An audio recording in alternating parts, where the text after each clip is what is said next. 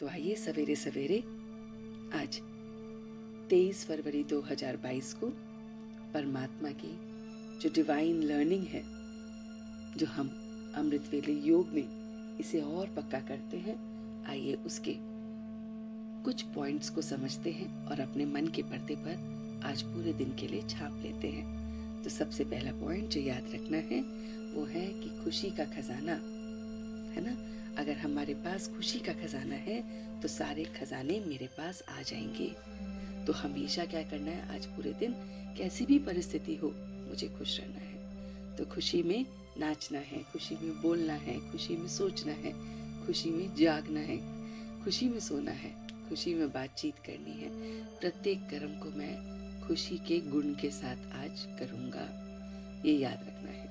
तो खुशी के खजाने के साथ हमें सारे खजाने मिल जाएंगे। तो बाकी कौन कौन से खजाने हैं? हमें ये जो समय का खजाना है ना, ये भी बहुत बहुमूल्य है।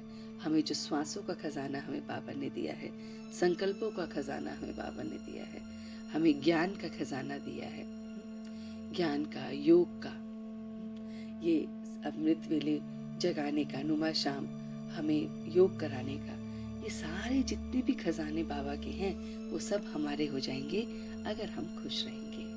और खुश कैसे रहेंगे? जब हम व्यर्थ संकल्पों पर बिंदु लगाएंगे।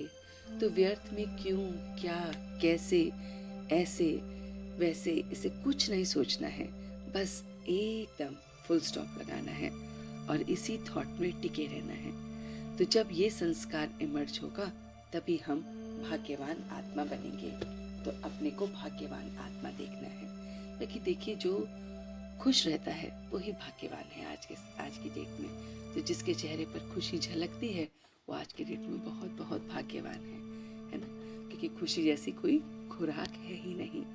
फिर हमें जो बात याद रखनी है वो है कि जो हम योग करते हैं और उस योग को हम धारण करते हैं, उसकी बातों को समझते हैं, वो याद जो है वो इस आत्मा के दीपक में घृत का काम करती है। तो आत्मा के दीपक को हमेशा प्रज्वलित करते हुए हमें उसको याद से पढ़ना है।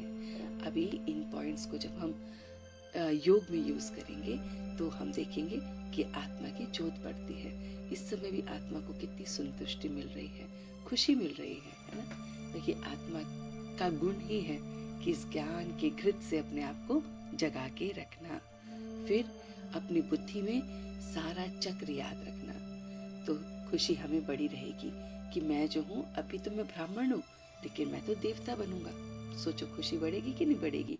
अभी तो इस जन्म में मुझे इतना मिल रहा है लेकिन मुझे तो 21 जन्मों के लिए वो मेरा परमात्मा मुझे पढ़ा रहा है। तो ये डिवाइन बातें जब रहती हैं तो क्या होगा, खुशी हमारी और भी ज्यादा बढ़ती है।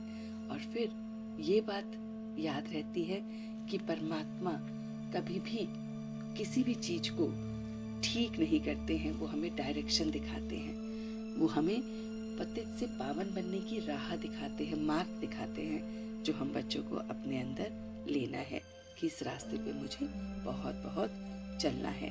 और उसे मैं प्यार से क्या कहता हूँ, बाबा। न ईश्वर न प्रभु, प्यार से मैं कहता हूँ बाबा।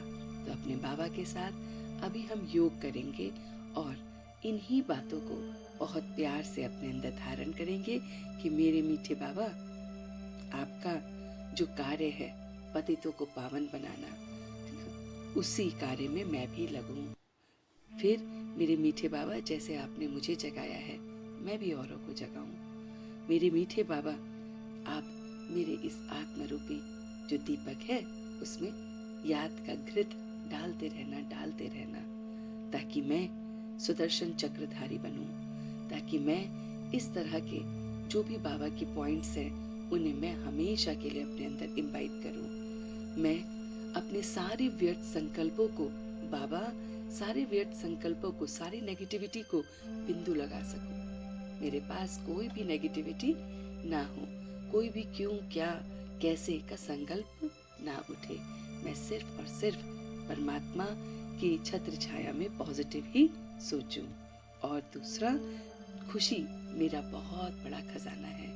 अगर खुशी मेरे पास है तो सब कुछ मेरे पास है। तो इन पॉइंट्स को जो अभी हमने अमृत वेले पूरे पॉइंट्स को समझा, अब योग से हम उन्हें पक्का करेंगे।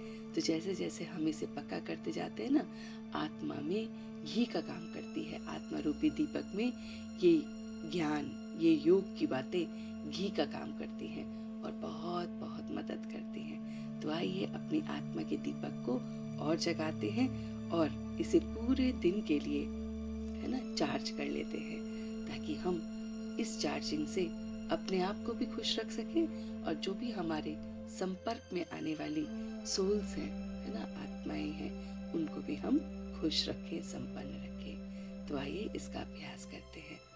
ओम शांति।